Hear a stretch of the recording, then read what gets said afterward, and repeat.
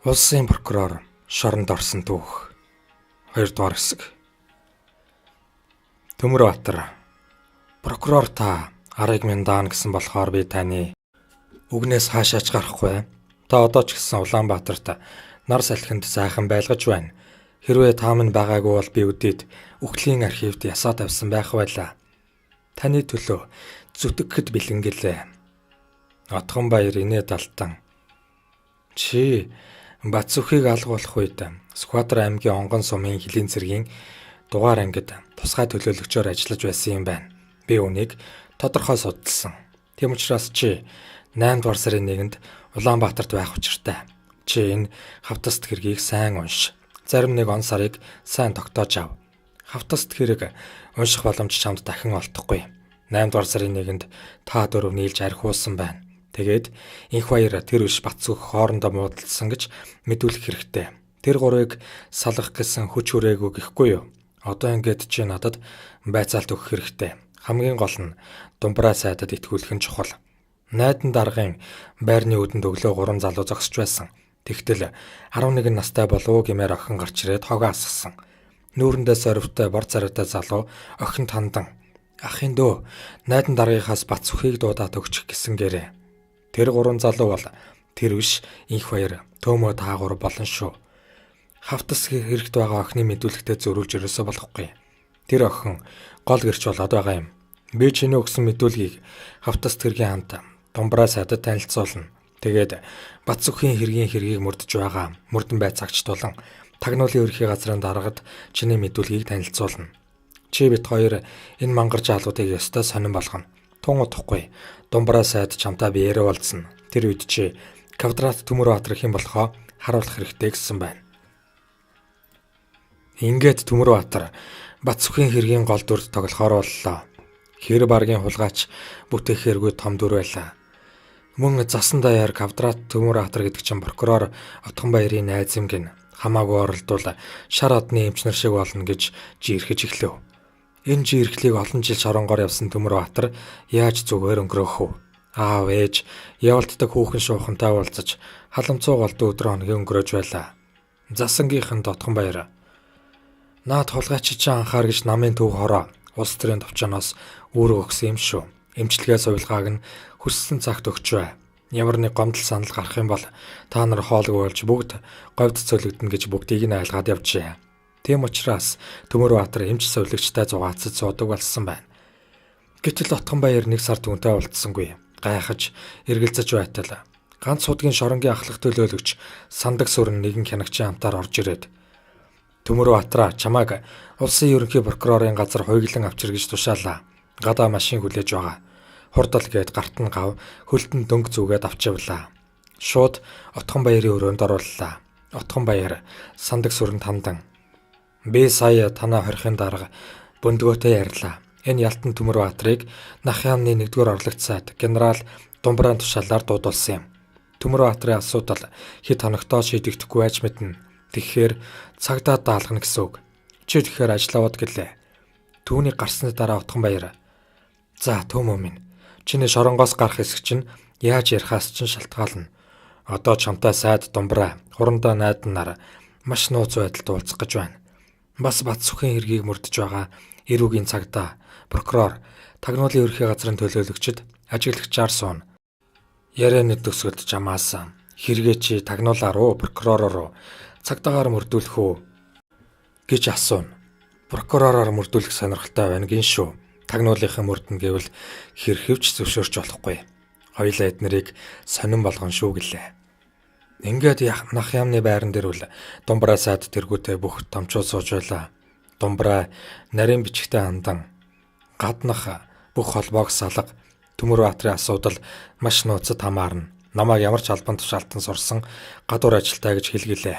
Хамгийн түрүүнд тагнуулын ерхий газрын дарга найдан суудлаасаа босч "Юуны өмнө миний бие Төмөрбаатарынхаа эрүүл мэндийг асууя. Төмөрбаатар хэдийгээр хоригдож байгаа ч гэсэн хүн шүү дээ. Миний муу хүү Төмөрбаатар хоёр нэг байранд тоглож өссөн юм.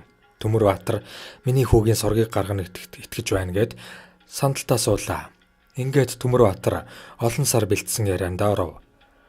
Төмөрбаатар миний бие 1974 онд Сүхбаатар аймгийн Онгон суманд байрлах Хөлийн цэргийн дугаар ангид тусгай төлөөлөгчөөр ажиллаж байсан юм. Манай анги Хөлийн цэргийн ерөнхий газраас Дорноговь аймгийн сайн шандыг дайруулан банц татах ёстой байлаа.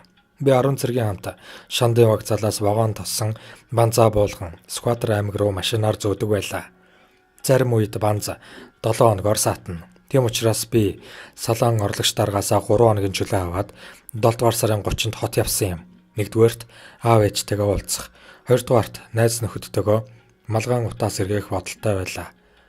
7 дугаар сарын 31-ний өглөө багааноор Улаанбаатарт ирж тэр өдөртөө ус цасанд орж гэрээс гараагүй.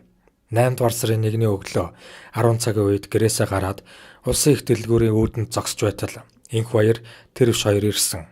Энх баяр өчигдөр мань гурван саваад бүх мөнгөө гүвчихсэн. Бац өх маань гэртээ харна гэд чүн Янгэр зоогийн газрын үүднээс салсан. Өглөө их дэлгүүрийн үүдэнд байхаар тохирсон юм. Тэгтэл квадраттай таардаг байх шүү. Шартаж өглөө гэсэн юм. Би энэ үед энгийн хувцастай мөнгөтэй байлаа. Цэргийн ангид 700 төгрөгийн цалинтай. Ганц би аав ээж надаас нэгч төгрөг авдаггүй. Харин өгдөг байлаа. Ингээд 2 шил архи аваад Бац үхийн дотсон. Бид гурав орцонд нь ороод Бац үхийг хэн доодох вэ гэж ярьлаа. Ээж нь их хааштай гэд нөгөө хоёр хөдлөхгүй байсан юмдаг. Тэгтэл Бац үхийн хажуу талын хаалганаас нэг охин ховинтой хог бариад гарч ирсэн. Тэр биш. Тэр охинд хандан "Чи Бац үх ахыгаа дуудаад өгөөч" гэсэн юм гэлээ. Думбараа сайд яриаг нь таслан. Тэр охин хэдийн настай ямар хувцастай охин байсан юм бэ гэхэд Төмөрбаатар шал ширтэн бодож байснаа. 2-3 дугаар ангийн хүүхэд байсан. Шар ноосон цамцтай гэлээ. Думбараа царай гэрэлтэж "Чи үнэхээр Бац үхийн хэргийг гэрчилж чадвал чамд 2 өрөө байр өгөө зогсохгүй. Шоронгоос суллагдах асуудлыг тууштай ярина" гэв. Төмөрбаатар цааш нь. Ингээд бид Бац үхийг аваад 6 шил архи нэмж аваад туулгал руу усанд орохоор явсан. Оройн 20 цаг хүртэл архи ууцгаач усанд орсон. Тэгээд дахин 2 шил архи авч алтай зочдуудлын ойролцоо ууцгаасан. Харанхууж болж байлаа. Бац үх ихэд цогтож агсам тавьсан учраас тэр биш. Би хамгаалах зорилгоор тал тоосгоор толгойрон зогссон. Хэдэн минутын дараа Бац үх явж чадхаа байсан. Тархинаас нь их хэмжээний цус алдсан. Тэгээд бид алтай зочдуудлаас хойшоогоо явж цагаан давааны наад талд очсон. Бац үх бүр явж чадхаа байсан учраас бид эмнэлэгт хүргэх талаар ярьж байлаа. Энэ үед энх баяр "Бац үх өгчлээ" гэсэн юм. Би хэд хэдэн удаас гисрэн "Бац үхэ" гэсэн ч нас барсан байсан. Би цагдаад мэдэгдэх гэтэл тэр биш энх баяр хоёр болохоор аав ээжийнхээ нэр сүрийг бодоод цагаан давааны хогонд болчихъя гэсэн юм. Энэ яриаг сонсож суусан талигаач Бац үхийн аав тагнуулын ерхий газрын дарга найдан Төмөрбаатар миний дүү бити сандар муу хүүгийнхээ шарлигч болов олох юмсан гэж бодох юм. Ах нь чамайг буруутгаж чадахгүй. Миний бие энэ хэрэгт хохирогчоор оролцох учраас одоохондоо онцгой санал алга гэлээ. Думбраа сайд. Төмөрбаатар чи энэ хэргийг ямар байгууллагаар шалгуулах хүсэлтэй байна гэлээ. Ингэж бүх зүйл төлөвлөгөө ёсоор явагдаж байлаа. Цагдаагийн орондоо Чулуунбат. Чи Бац үхийг алаад болоход байсан юм байна. Та нар дараа нь хайцсан бэ гэхэд Төмөрбаатар. Бид бүгд гэр гэрлүүгээ явсан. Би гэртээ онцгоод маргааш нь сайн шандын богоноор бутсан гэлээ. Прокурор Отгонбаяр сайд Думбраатай бичлэн уулзаж Төмөрбаатарыг 7 хоног гэрээс нь гаргалтгүй амрах эрхээр шагнуулсан гэдэг. 7 хоногийн дараа Отгонбаяр Төмөрбаатарыг гэрээс нь авч "Чи засангийнханд 7 хоног зам шалгалтаар хөдөө яваад ирлээ" гэж хэлээрэ. Мөрдөн сууж байхдаа нэг лаларт Хөвсгөл аймгийн Алаг Эрдэнэ суманд хийсэн нэлбэгээ ярьсан чинь матуулчихлаа. Бууны нохоо байж гээд ярихгүй юу? Чи бид хоёрын найруулсан жүжиг үзэгчдээс өндөр үнэлгээ авсан. Ганц удагт болгоомжтой бай. Дүүрэн бууны ноход бий гэж захив. Одоо Бац үхийн шарлыг ухаж гаргах ажилд үлдсэн бөгөөд үүнийг Отгонбаяр өөрөө зохицуулахаар болсон билээ. Төмөрбаатарыг ганц удгийн эмнэлгээс гаргаж эрүүгийн хуулийн 70 бэд заасан зүйл ангаар хавтаст хэрэгнээлээ. Түүнийг ганц удгийн ялгааны өрөө буюу шоронгийн овгоруудын өрөөнд хорилоо. Улаанбаатар хотын халаасны улгаач нарын дарга ногоон чойлон эрүүгийн ертөнцөд үлгэр домог шиг яригддаг Монхор Содов хоёр наар зэрэгцэн сууж байлаа. 40,000 атмаануудын нэг ногоон чойлон ихэд танимхайран Отгонбаяр прокурор түрүүхэнд та хоёрын өрөөнд хэрэгэ хүлээхгүй байгаа нэг шазруу хулгайчийг хийн амтан болгоод өг гэсэн байна. Миний муу каван шүү дээ гэд угтлаа. Төмөрбаатар эргэлзэж эхэллээ. Отгонбаяр луугруудаар хулгайч нарыг дарамтлуулж хэрэгэ хүлээлгдэг байсныг нь мэднэ. Тэгэхээр сориод байна уу эсвэл өөрийг нь үнэхээр Арслангийн аманд хайж өгөх юм биш байгаа гэж бодох болжээ.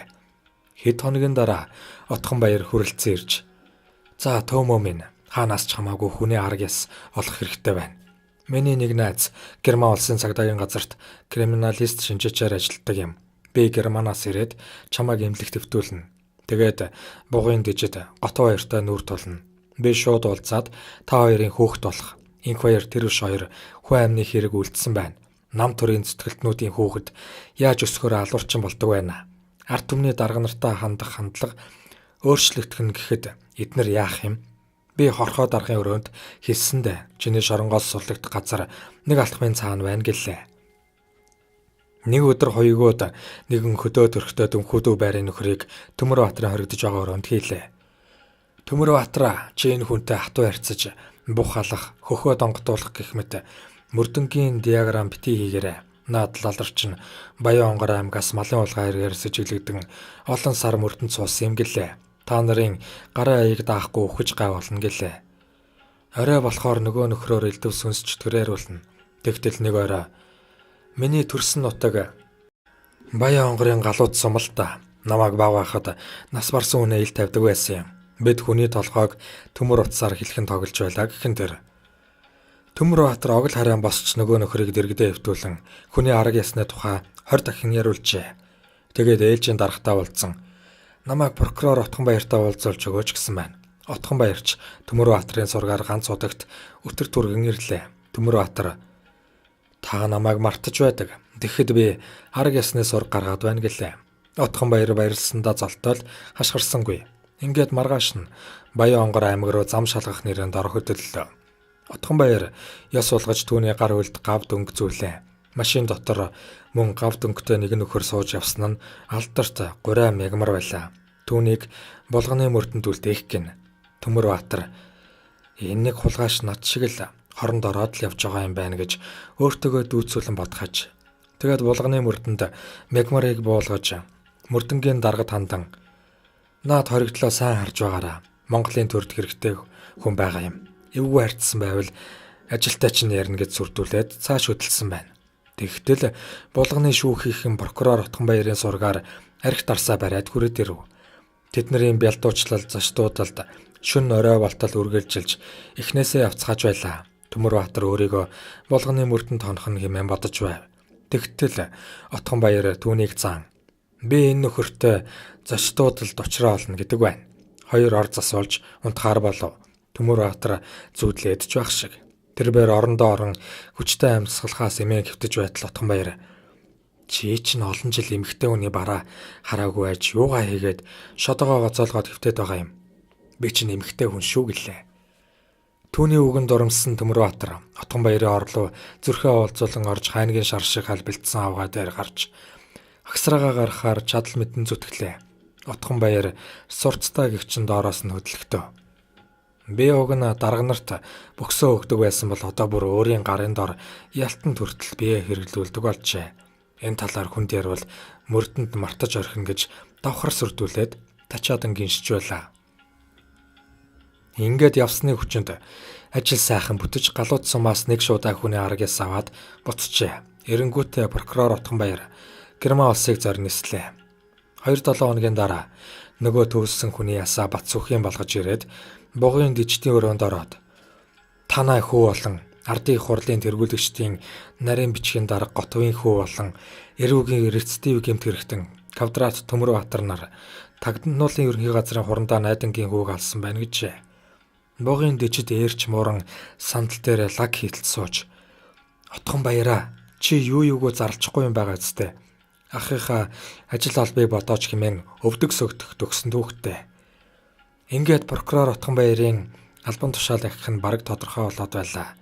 Тэр бээр эцсийн цохилтоо Төмөрбаатар дээр хийхээр төлөвлөсөн байв. Төмөрбаатарыг Бацөхийн хэрэгт хам хэрэгт холбогдсон цаазаар ахуулах дээрээ дуллаа. Прокурор Отгонбаяр нүүрэн дээрээ Төмөрбаатарыг ялгүй салгана гэж байсан ч цаад талдаа түүнийг хурдхан шиг цааслуулахыг хүсэж байв.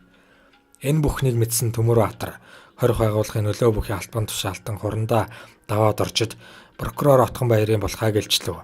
Мөн гурай очид мягмарын талаар шог зохиолч барамсаа мэдээлэл авлаа. Тэгээд намын үнэн сонин дээр шорон дотроос өшөө авахч нэртэй дуйлаант нийтлэл гарав. Олон гаруун гүтгүүлсэн хүмүүс суллагдаж үнний эрэлт гэдэг баримтдаг кино бүтээгдлээ. Ингэж прокурор Отгонбаярыг найруулсан жүжиг сүүрлээр өндөрлөж 5 жилийн хорих ял аваад луусан тийш маршлах гэж байтал ардын хувьсгалын 70 жилийн өршөөлийн хууль гарч шоронгийн нааран дээр бантан албагдах хувь заяанаас мултарсан юм. Ялаа эдлээд гарсныхаа дараа Төмөрбаатар дахин факталж согтуугаар бусдын күртэг булаасан хэрэгээр шүүхэд орж ирэхэд Отгонбаярын найз шүүгч хүүхэн урдын ялыг хожим нэтлэн гэдэг ардын зүүрүүгийг мэднүстэй Төмөрбаатараа гээд инээж байгаад 10 жилийн хорих ял чанга тэглэмтэй хориход өгчээ. Манер чангад идэх ялаа онцгоод бүр гяндан төртөл идэлжээ. Прокурор Отгонбаярын хуг цохиулсан гар хэр хүчтэйг тэгтэл манер мэдэрч би хутга барьсан хүн, хууль барьсан хүний дэргэд хүчгүй сул дорой гэдгийг хизээ хойно ухаарсан юм да хэмээн энэхүү түүхийг өвгөн болсон тэрээр онцгой хорхот чичрэн байж ярихдаа хэлжүүлээ. Яарамгийн үзмэрчийн мэрэг төөрөгтөөрч төрөөр 21 жил тэжээлгсэн эрийн алтаа оноо хуулийнхны алзарсан багийг хоромхон зуурчвал тухай хуу татсан юм да.